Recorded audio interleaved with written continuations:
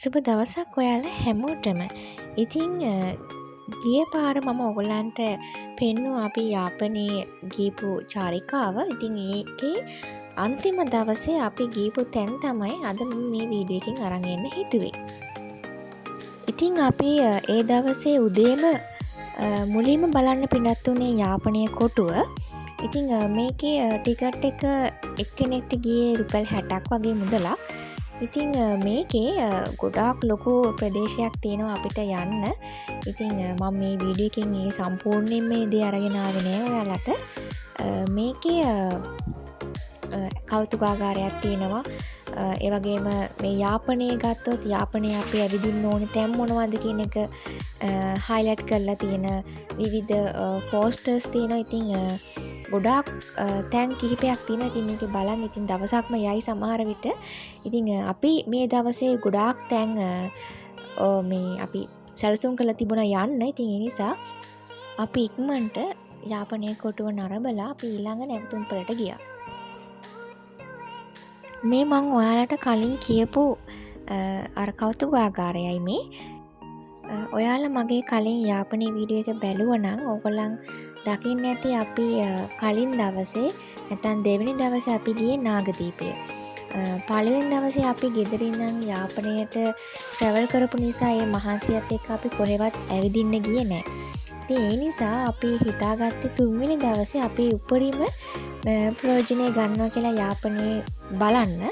ඉතින් ඒ නිසා මම සැලසුම් කළා යාපනයේ අපිට පහසුවෙන්ම සහ වැදගත්ම සන්ධිස්ථාන බලා ගන්න. ඉතින් ඒ හින්දා ඒකට මට ගොඩක් උදව් කළා අපේ නවාතැන් පැලේ බාරව හිටපු කෙනා. ඉතින් එයා අපිට කන්ටැක්ට් කරලා දුන්නා වෑන් එකක්. ඉතින් ඒ වෑන් එක ගත්තොත් කිලෝමීටර් 100ටම ගත්තේ රුපියල් 15000ක් AC. එතකොට ඒක අපි වැඩිපුර අපි කිලෝමීටර් 10ක් වැඩිපුර අපි යවනවා නම් ඉතින් ඒකට වැඩි වෙන කිලෝමීටර් 10ට එයා රුපියල් 1000 ගන්න තමයි ඇඩ් කළේ. එතකොට අපිට සම්පූර්ණ ගමනට ගියේ නිසා රුපියල් 18000ක් වගේ ගණක් තමයි අපිට ගියේ. ඉතින් ඒක ගොඩක්ම රීසනබල් ප්‍රයිස් එකක් කියලා මට හිතෙනවා. මොකද මම ගොඩක් තැන් කතා කළා මේ වගේ තැන් යන්න වෑන් එකකට. ඉතින් ඒගොල්ලන් තමයි සජෙස්ට් කරන්නේ අපි යන්න ඕන තැන්. සහ ඒකත් ගොඩක් වෙලාවට ගණන් කියන්නේ 20000ට එයාලා ඒගොල්ලන් කියන තැන් වලට තමයි අපි යන්න ඕනේ. ඉතින් ඒක ටිකක් කරදර හින්දා තමයි මම මේ දේ ඇරේන්ජ් කරගත්තේ. මේ ඉන්නේ ඉතින් අපේ අයියගේ පුංචි දෝණි. අපේ පවුලේ සුරංගනාවි. ඉතින් එයාත් හරි සතුටින් විනෝදයෙන් තමයි අපිත් එක්ක මේ ගමන යන්න එකතු වුණේ. ඉතින් තව ගොඩාක් දේවල් තියෙනවා ඔයාලට පෙන්වන්න. එන්නකෝ අපිත් එක්ක යන්න.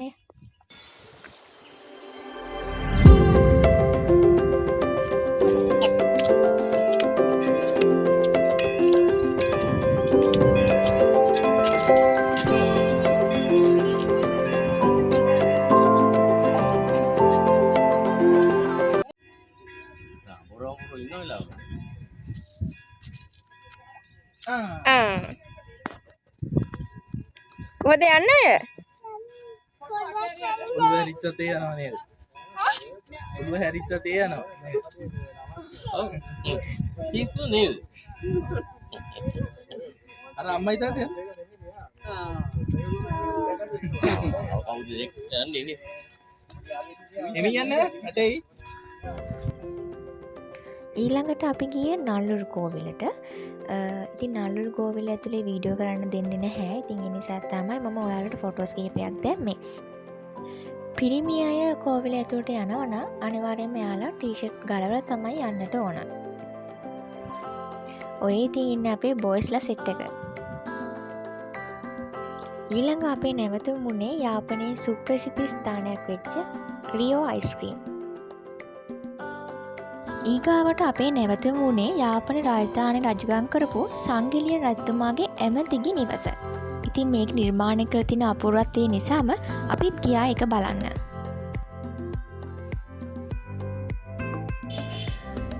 මේ තියෙන නිලාවරේ ලිඳ. නැත්තම් සාමාන්‍යයෙන් කියනවා මේකට පතුලක් නැති ලිඳක් කියලා.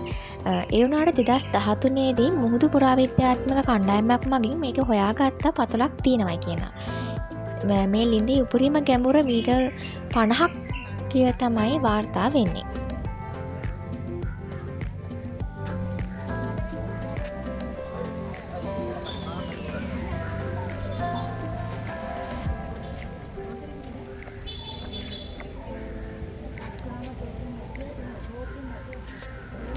අපි යාපනයේ නගරයේ බලන්න තියෙන දේවල් ටික බලලා ඊට පස්සේ අපි ගියේ කංකසන්තුරේ පැත්තට.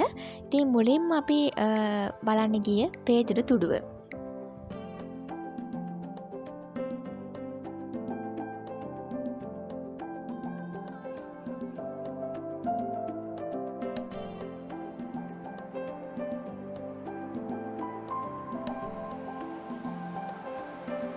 අපිට ඊට පස්සේ කංකසන්තුරේ රසට කෑම හදන තැනක් හම්බ වුණා.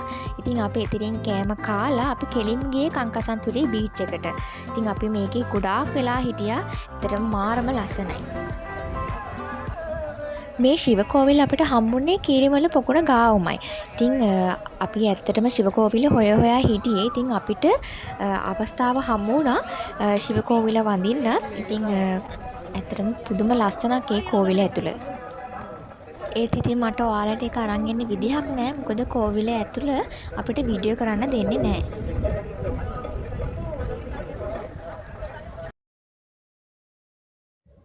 මේ කංකසන්තුරේ තියෙන මේ කීරිමලේ පොකුණ හරි විශේෂයි. මොකද මේ පොකුණේ නෑවහම රෝග සුව වෙනවා කියලා තමයි කියවෙන්නේ. ඉතින් මේ සම්බන්ධව ශිව දෙවියන් සම්බන්ධ වෙලා තියෙන කතන්දරයකුත් තියෙනවා. ඉතින් ඇත්තට මේ කීරිමල පොකුණ ගත්තොත් එහෙම මේ අවට පුදුම ලස්සනක් තියෙන්නේ. ඉතින් අපි ගියේ හවස. ඉතින් ඊට බැහැගෙන යන ඒ සවස් කාලය හරිම අපූරුයි. ඇත්තටම තව අපිට යන්න තැනුත් තිබුණා. ඒ වුණාට මේ පැත්ත දාලා යන්න හිතුනේම නැහැ. ඒ නිසා අපි ගොඩක් වෙලා හිටියා මෙතනත්. මේකේ තියෙනවා පිරිමි අයට නාන්න වෙනම තැනක්. මේ තියෙන තැන. ඊට පස්සේ ගැහණු අයට නාන්න වෙනම තැනක් තියෙනවා. මේ පොකුණෙම තව කොටසක්. ඉතින් ඒ විදිහට තමයි මේ තැන හැදිලා තිබුණේ. ඊට පස්සේ අපේ අවසාන නැවතුම්පොළ වුණේ දඹුකොළ පටුන. ඉතින් මේ වීඩියෝ එකට මම තව එකතු කරන්න හිටියා මේ යාපනයේ කෞතුකාගාරය. ඒ වුණාට ඉතින් ඒකේ අපිට ෆොටෝස්වත් වීඩියෝස්වත් ගන්න බැරි හින්දා මම මේ වීඩියෝ එකට ඒක එකතු කළේ නැහැ.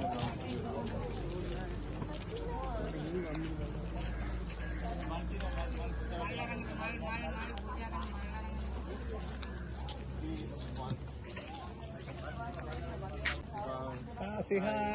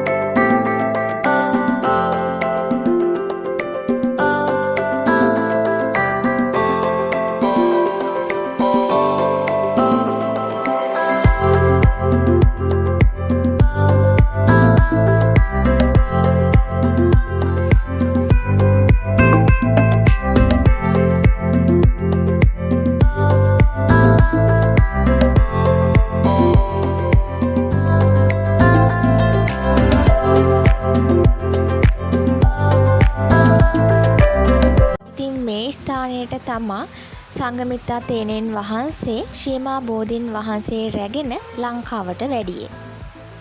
ඉතින් අපිටත් වාසනාව ලැබුණා ඒ ස්ථානයේ වැඳ පුදා ගන්න.